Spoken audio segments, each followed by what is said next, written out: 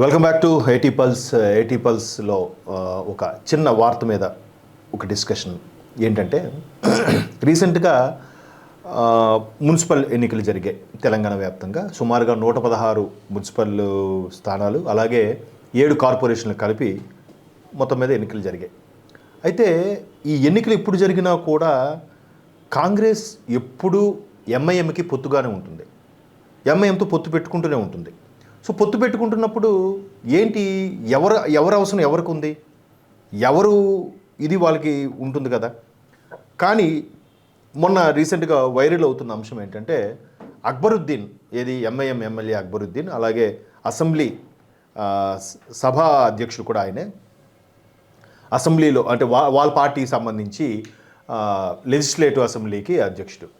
అయితే ఆయన ఒక పార్టీ సమావేశంలో మాట్లాడుతుంది ఏంటంటే, మనం లేనిదే వీళ్ళెవరూ బతికి బట్ట కట్టలేరు అన్నట్టుగా మాట్లాడారు.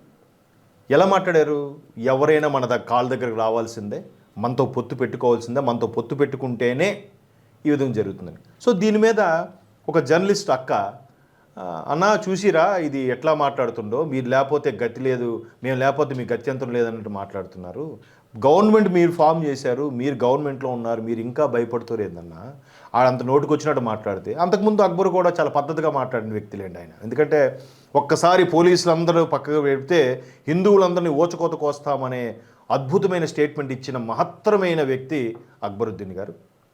ఆ తర్వాత ఆయనకి ఏం జరిగిందో అందరూ చూసాం మనం. సో అట్లాంటి వ్యక్తి అలా మాట్లాడుతుంటే వీళ్ళు వాళ్ళ దగ్గరికి ఎందుకు వెళ్తున్నారు? ఇదే అంశము తెలంగాణ రాష్ట్ర బీజేపీ అధ్యక్షులు మన రామచంద్రరావు గారు, ఎమ్మెల్సీ రామచంద్రరావు గారు ఒక స్టేట్మెంట్ ఇచ్చారు. అసలు బీజేపీ ఎప్పుడు బీఆర్ఎస్తో పొత్తు, లేదా బీజేపీ అది చేస్తుంది, వీళ్ళని ఏంటది బీఆర్ఎస్ వాళ్ళని అరెస్ట్ చేయకుండా కాపాడుతుంది అని అంటున్నారు. ఓకే, సో వీటన్నిటి వల్ల ప్రమాదం ఉందో లేదో పొంచి ఉందో లేదో తెలియదు. కానీ ఒక వర్గానికి మద్దతు ఇవ్వడం వల్ల ఎంత ప్రమాదమో ఆల్రెడీ వెస్ట్ బెంగాల్లో మనం చూస్తున్నాం.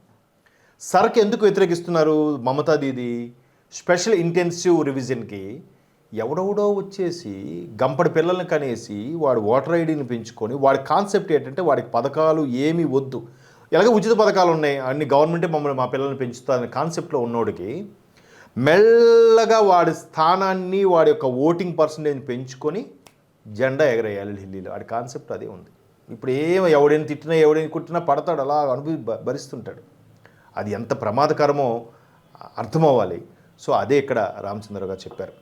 ఎప్పుడో ఈసారి లేట్ అయిందిగా, మున్సిపల్ కానీ పంచాయతీ కానీ 2025లో అవ్వాల్సినవి 19లో అయినవి, 24కే అవ్వాల్సినవి లేటుగా 26 వరకు వచ్చాయి.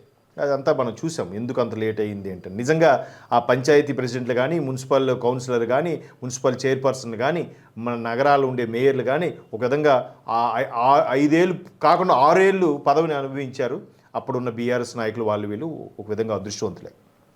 సో ఆ టైంకి 20% ఉన్న మైనారిటీ ఓటింగు 57 లోకల్ బాడీ ఎలక్షన్స్కు ఎలా పెరిగింది?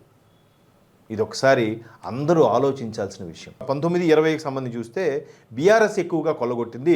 అప్పుడు బీఆర్ఎస్ ప్రభుత్వం ఉండేది. కాంగ్రెస్లో పీసీసీ అధ్యక్షులుగా ఆయన ఎవరు, ఉత్తమ్ కుమార్ గారు ఉండేవారు.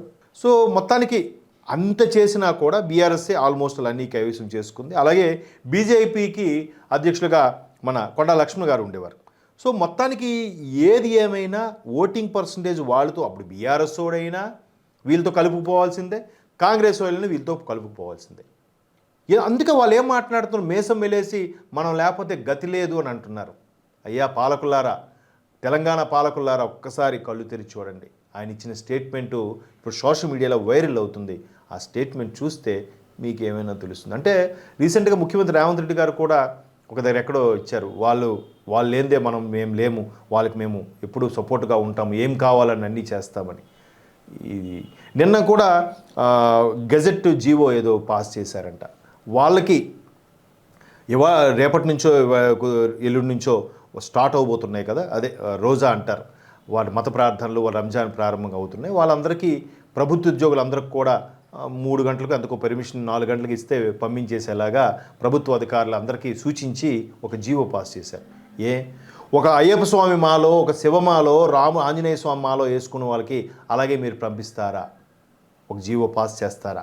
అయ్యా అందరూ సమానమే, లౌకికపరమైన దేశమే, సెక్యులర్ కంట్రీ, మాకు కూడా అవకాశం కల్పించండి, ప్రత్యేకంగా వాళ్ళకేంటి, మా మీద ఎందుకు సవత్తలి ప్రేమని అధికారులు గొంతెత్తి చెప్పలేరు. ఎందుకంటే మళ్ళీ వాళ్ళ మీద ఏ కేసులు వేస్తారో, ఏం అరెస్ట్ చేస్తారో, ఏ ప్రమోషన్కి అడ్డు పెడతారో, ఏ టీఏడిఏలు ఇవ్వకుండా ఆపుతారని భయంకి ఒక సగటు ఉద్యోగి భయపడిపోతున్నాడు. అందరికీ ఒకేలాగా అవకాశాలు కల్పించాలని ఈ మన ఛానల్ ద్వారా నేను కోరుకుంటున్నాను. చూద్దాం మరి పాలకులు కొంతైనా కనువిప్పు కలిగితే బాగుంటుందని నా అభిప్రాయం.